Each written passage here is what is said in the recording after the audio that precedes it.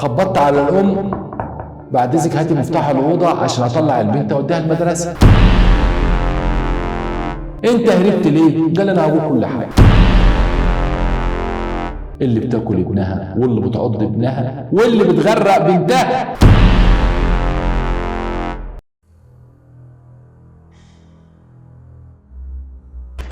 إن عواقب ارتكاب الجريمة وخيمة جدا، ستودي بك إلى أوضاع مأساوية حزينة.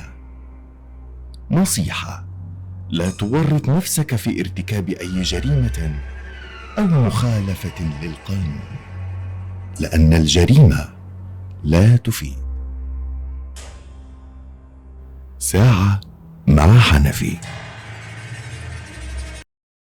اهلا بكم، اهلا بكل مشاهدي قناة ساعة مع حنفي، القناة المعنية بعالم الجريمة اللي من خلالها بنرسخ لمفهوم هام جدا، ان الجريمة مهما كان ذكاء مرتكبها او فاعلها لن تفيد، وان العقاب واقع لا محالة. تعال نشوف الجريمة دي اللي بتتشابه في كل البلدان العربية للأسف في شكلها وفي مضمونها.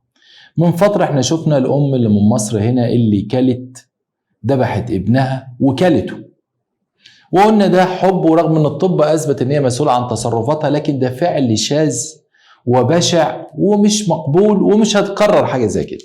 لكن فوجئنا في دولة المملكة المغربية الشقيقة لينا، ام برضو نهشت عضت بنتها لغاية ما كلت خدودها وماتت الطفلة.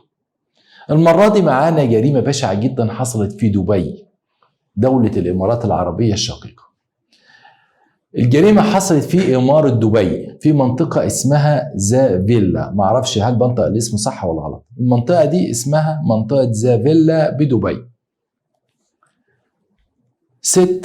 سيدة عايشة هي وابنها وبنتها. احنا عارفين ان في دول الخليج وفي الدول اللي هي مستريحة ماديا، الستات هناك بتبقى عايشة حياة مش زي الست المصرية اللي شقة وتعب وجهد ومشقة وتغسل وتكنس وتمسح وتنزل تجيب الطلبات من السوق وتبقى شقيانة اليوم كله، بسبب ان احنا العيشة عندنا الامكانيات المادية مش بنفس الوفرة في دول الخليج او في دول البترول. فبتلقى الست الله يكون في عونها بتتعب في البيت تعب اكتر من الراجل مليون مرة كمان. الراجل يمكن بيطلع يقعد على مكتب او بيشتغل وبيرجع على الساعة 2-3، لكن الست عندنا في مصر من الساعة 6 الصبح بتفضل واقفة على رجليها لغاية ما تغسل الاطباق والحلل اخر الليل بعد العشاء علشان تستعد لتاني يوم. فحياة صعبة جدا، كان الله في عون الست المصرية في الشقة والتعب اللي بتبذله. لكن في دول الخليج ما بتلاقيهمش تعبانين كده، عندهم حاجة اسمها الخدم والحشم، عندهم السفرجي، عندهم الطباخة، عندهم اللي بيقدم، لا حياة تانية خالص، وربنا يزيدهم ولما انهم يستحقوا لما ان ربنا اعطاهم، عشان بس احنا بنتمنى لهم الخير كمان وكمان.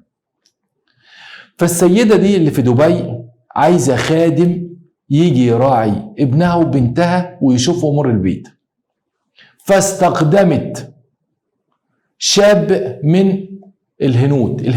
احنا عارفين الهند ليها جالية كبيرة جدا والشغل مش عيب، بالعكس ده احنا الناس اللي بتسافر الامارات بيقول لك احنا زعلانين ان هم بيستخدموا عمالة اسيوية من دول، طب ما الدول العربية اولى، ما يجيبوا من مصر، ما يجيبوا من السودان، ما يجيبوا من الدول دي اللي هي تعبانة ويساعدوا الشباب، بدل ما بنجيب من يقول لك شاب بنغالي، شاب هندي، شاب باكستاني. فعلا الامارات مليانه من الجاليات دي، ربنا يديهم الخير. فاستخدمت شاب شغال عندها بيخدم جوه الفيلا بتاعتها او البيت بتاعها اللي في منطقه اسمها زافيلا بدبي. الشاب ده بيقول من ساعه ما اشتغلت مع الست دي كان كل دوري اخد الولد والبنت اوديهم المدرسه وافضل مستني لغايه ما يخلصوا وارجعهم للبيت. بيقول انا لاحظت ان الام بتضرب البنت ضرب عنيف جدا والبنت صغيره خالص، وبتحبسها اول ما بترجع من المدرسه وتقفل عليها الباب، ما بتفتح لهاش الباب، وبترمي لها الاكل لكل ما يجي لها كده مزاج، يعني مش فطار وغدا وعشاء، لا ترمي لها اي حاجه، بعكس الواد التاني اللي كانت بتحتضنه وكانت بتحبه رغم ان هما الاتنين ولادها. بيقول لك من يومين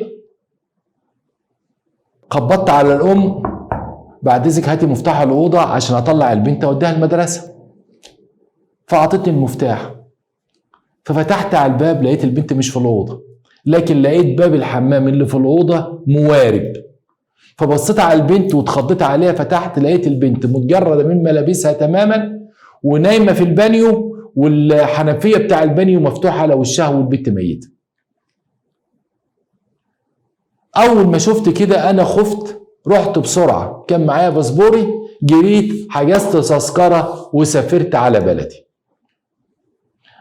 الام بتقول انا قمت من النوم على اساس ان الخادم اللي انا جايباه ودى الولد والبنت المدرسه، فوجئت ان اوضه بنتي مفتوحه والبنت غرقانه في البانيو. راحت اتصلت بالشرطه، جت الشرطه بتقول لهم ده ماتت غرقانه، لكن المسعف او الاسعاف، واحنا عارفين دوله الامارات بتستعين باطقم طبيه متدربه تدريب عالي وامكانيات غير عاديه وناس عايشين في رفاهيه من العيش.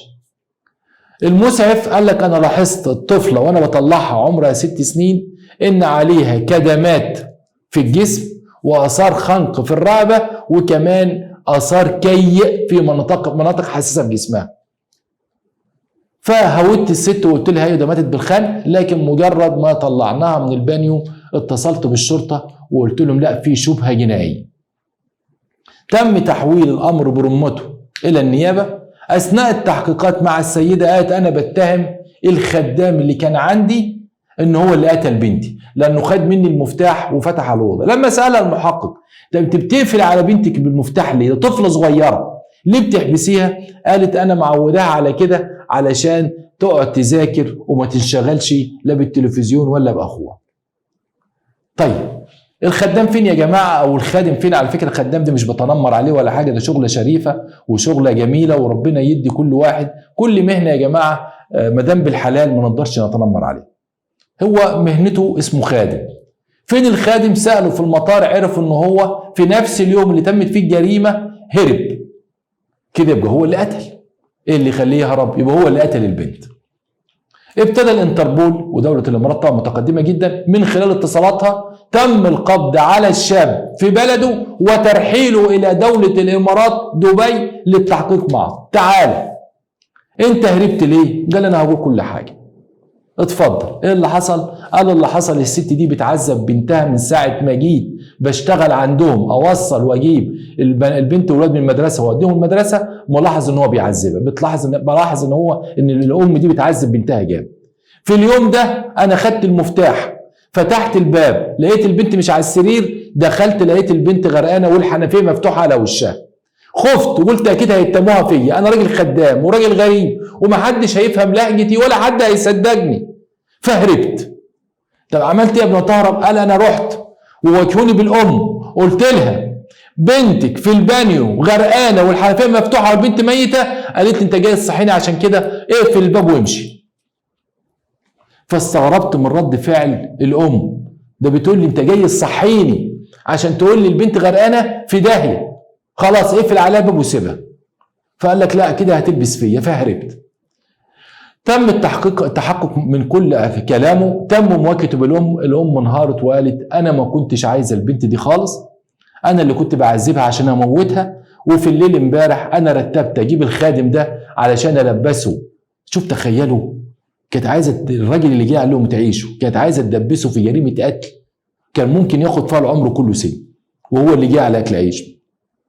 لكن للاسف هو قدر ان هو يبرأ نفسه، وانا اللي تم ادانتي، انا فعلا ما كنتش عايزه البنت دي، وفي اليوم ده انا دخلت عليها الاوضه قعدت اعذب فيها، وفي الاخر خنقتها وموتها، ورحت عشان اتاكد تماما ان ما يكونش فيها الروح ولا غيره، حطيتها في البانيو وفتحت الحنفيه على وشها بحيث ان هي تموت ويبان الموضوع زي الغرق.